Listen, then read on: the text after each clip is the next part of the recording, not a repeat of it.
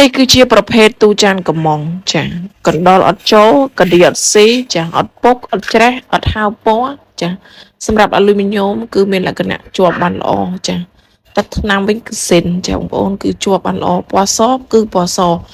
ញោមពណ៌ឈើគឺពណ៌ឈើចាហើយកញ្ចក់ថ្លាចាដែលយើងបានចាចម្រាញ់ធ្វើជាចាអទូសម្រាប់ដាក់ចានឆ្នាំងមួយចាគឺមានលក្ខណៈស្អាតប្រណិតដោយអំពូមីងបានទស្សនាវីដេអូចាទូចានឆ្នាំងមួយនេះដែលជាងគាត់កំពុងតែធ្វើការបើកបង្ហាញចាមុខកាត់1.2 ម៉ែត្រកម្ពស់1.7 ម៉ែត្រហើយនឹងបណ្ដោយ45ចាសម្រាប់ទូនេះគឺយើងធ្វើអំពីអាលុយមីញ៉ូមពណ៌សកញ្ចក់ថ្លា5លីមើលឃើញចាគឺមានលក្ខណៈស្អាតប្រណិតងាយស្រួលសម្រាប់ដាក់ចានឆ្នាំងគុណភាពល្អចាសម្រាប់ទូនេះសូមមកណែនាំឲ្យបងចាស់បានទស្សនាថាទូគុណភាពល្អអត់ចា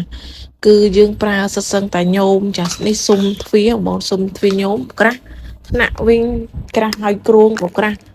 យើងយកលក្ខណៈថាញោមក្រាស់ដើម្បីឲ្យទូមានលក្ខណៈរឹងមាំចឹងបងទូបែបគុណភាពចានិយាយទៅគឺបែបគុណភាពឲ្យអ៊ំពូមីងសម្រាប់ការប្រើប្រាស់ចាដែលចង់បានជាប្រភេទទូល្អគុណភាពប្រើមួយនឹងមួយទិញតែម្ដងប្រើបានរហូតចាមិនបាច់ទិញច្រើនដងអញ្ចឹងបងប្អូនចាឲ្យសម្រាប់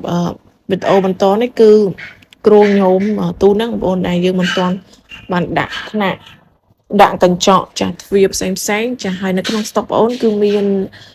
គ្រោងទ្វារមួយមុខកាត់1.2 ម៉ែត្រហ្នឹងដែលជាងគាត់ដំឡើងហើយចាបងដែលតម្រូវការចាចង់បានជាទូសម្រាប់ដាក់ចានឆ្នាំងខ្នាតមុខកាត់1.2 ម៉ែត្រហើយនឹងកម្ពស់1.7 ម៉ែត្រជម្រៅ45ចាជាប្រភេទស្តង់ដារទូចានចាដាក់បានច្រើនថ្នាក់ចាហើយនៅក្នុងស្តុកមានមួយនេះចាបងមានតម្រូវការចាអាចតាក់ទងសាកសួរព័ត៌មានចាប្រាប់ខាងខ្ញុំនឹងប្រាប់ពីតម្លៃចាតើទូនេះមានតម្លៃប៉ុន្មានចឹងបងប្អូនចង់បានចាអាចតាក់ទងមកតាម page ផ្ទាល់ឬក៏ទំនាក់ទំនងតាម Telegram ចាហើយក៏សូមអរគុណចាបងសម្រាប់ការទស្សនាវីដេអូចាក្រុមជាងសិប្បកម្មយើងខ្ញុំចាកន្លងមកចាជូនពរអ៊ំពូមីងឲ្យសុខភាពល្អរកស៊ីទទួលទានមានបានអរគុណ